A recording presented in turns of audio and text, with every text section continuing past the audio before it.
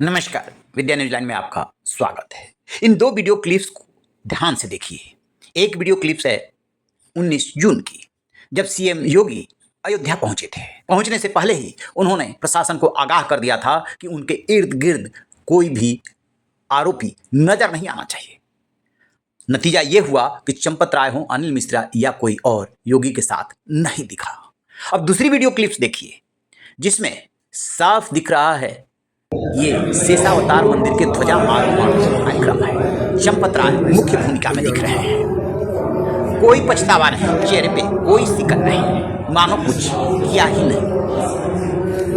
अब 3 घटनाक्रमों को जोड़िए। 19 जून को सीएम योगी का अयोध्या में आना और जो भी आरोपित हैं या जिनको लेकर के चर्चा है उनके पास न फटकना। 23 जून को जो एसआईटी गठित हुई थी, उसने अपनी प्रारंभिक रिपोर्ट वहां पर गृह सचिव को लखनऊ में सौंप दी और 23 जून को ही ध्वजा आरोहण कार्यक्रम होता है शेषावतार मंदिर में। ये उसी राम मंदिर परिसर में स्थित है और भगवान राम के छोटे भाई लक्ष्मण के लिए ये मंदिर बना है। सभी के सभी पदाधिकारी उसी हनक में दिखाई दे रहे हैं जैसा पहले दिखते थे। 2 सवाल उभर रहे हैं कि एसआईटी रिपोर्ट में क्या है और इसका कितना महत्व है। तो आपको बता दें कि एसआईटी रिपोर्ट जो प्रारंभिक सौंपी गई है, उसमें इस बात को माना गया है कि गड़बड़ हुआ और गड़बड़ी के लिए कौन जिम्मेदार है, ये बात अभी बाहर निकल करके नहीं आई है। उसमें बहुत सारे सुझाव भी दिए गए हैं।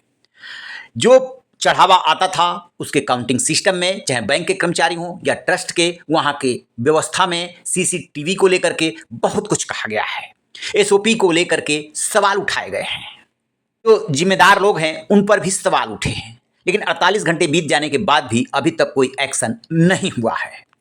अभी तक जो जानकारी छन छन करके बाहर आई है एसआईटी रिपोर्ट से रिलेटेड, उसके बारे में बताया जा रहा है कि हो सकता है कि अंतिम रिपोर्ट का इंतजार किया जाए, उसके पहले जो कार्रवाई होनी थी वो कुछ हुई है। जैसे कि जो नोटों का बंडल बनता था, गिनती होती थी, वहाँ के लिए एसओपी बना दिया गया है। कई वहाँ से जो आरोपी हैं या आरोपों के घेरे में हैं, संदेह के घेरे में हैं, उनको हटा दिया गया है और सावधानी बरती जा रही है। बस अभी तक इतना ही किया गया है। दरअसल जो एक्सपर्ट्स हैं, कानून के जानकार हैं, उनका कहना है कि इस एसआईटी का कोई खास मतलब नहीं है।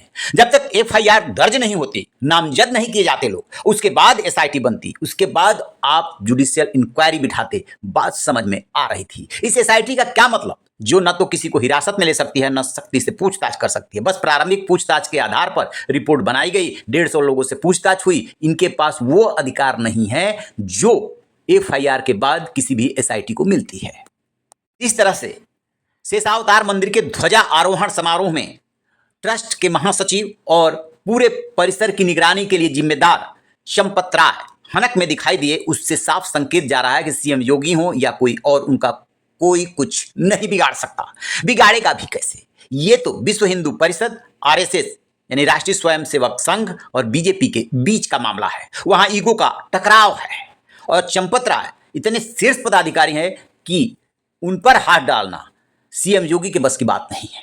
ये ऊपर से फैसला होना है। ये आरएसएस और बीजेपी या शीर्ष पर बैठे, सत्ता के शीर्ष पर बैठे प्रधानमंत्री नरेंद्र मोदी, उनको फैसला लेना है। जो वहां से संकेत मिलेगा, जो मैसेज आएगा, उसी के मुताबिक आगे की कार्रवाई होगी। बॉडी लैंग्वेज बता रही है कि चंपत राय के खिलाफ तो कोई बड़ी कार्रवाई नहीं होने जा रही है। जो भी नीचे के कर्मचारी हैं उनके खिलाफ एफआईआर हो जाएगी, उनको जेल में डाल दिया जाएगा। जितनी वसूली होनी होगी, जो मिल जाएगा, बरामदगी हो जाएगी, वो बरामद हो जाएगा। के आगे कुछ नहीं। महत्वपूर्ण सवाल, जो चांदी की पादुका, हार और शिलाएं गायब थी, उसके बारे में अभी कंक्रीट जानकारी नहीं है। कहा जा रहा है कि शिलाओं को गला करके उसे कुछ और स्वरूप दिया गया है और वो सुरक्षित है। ऐसे ही सुंडी की चांदी की प्रतिमा सेवकपुरम में बताई गई है। अब ये भी सवाल है कि वो दान मंदिर को दिया गया है, पुरम को नहीं। फिर वहां कैसे पहुंची? क्या उसे कोई गिनती होती थी? उसका कोई हिसाब किताब है? इसका भी कोई जवाब नहीं है। और जो चढ़ावा चोरी हुआ है उसका एग्जैक्ट अमाउंट कितना है, इसका भी किसी के पास जवाब नहीं। यदि ट्रस्ट के गठन के साथ ही इस सबको जोड़ दिया जाए तो वो भी 5 साल से अधिक हो गया है।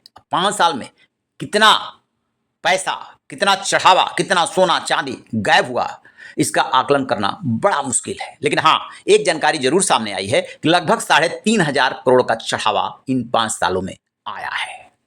अब देखना यह है कि हिसाब देने वाले जब हिसाब पेश करते हैं तो कितने का हिसाब दे पाते हैं और कितना बीच से साइफोन हो गया। आपकी क्या राय है? कमेंट बॉक्स में जरूर बताइएगा। Thank you.